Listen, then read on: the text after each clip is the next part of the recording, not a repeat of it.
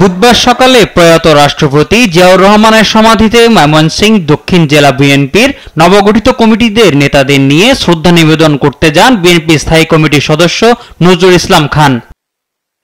এ সময় তিনি বলেন, ফ্যাসিস্ট বিদায় হলেও এখনো কাঙ্ক্ষিত লক্ষ্য অর্জিত হয়নি।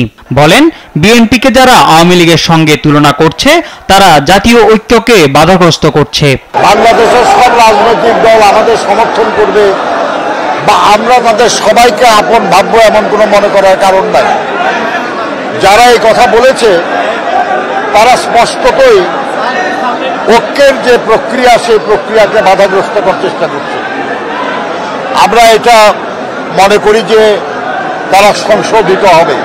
আর প্রেস ক্লাবে এক আলোচনা সভায় বিএনপি চেয়ারপারসনের উপদেষ্টা জয়নুল আবদিন ফারুক বলেন, পিআর পদ্ধতিতে নির্বাচন চেয়ে এখন বিএনপির বিরুদ্ধে নতুন করে ষড়যন্ত্র করা হচ্ছে।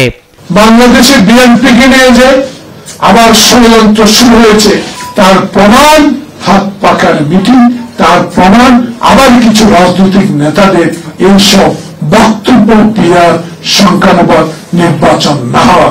এ সময় তিনি ফেব্রুয়ারিতে নির্বাচন দেওয়ার আহ্বান জানান।